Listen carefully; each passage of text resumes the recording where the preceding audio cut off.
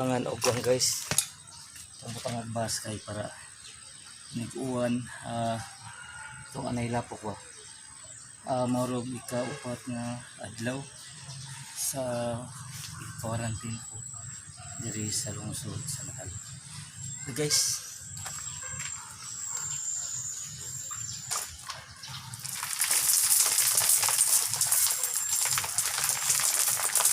para ko ano siya guys, na hindi para iniguan.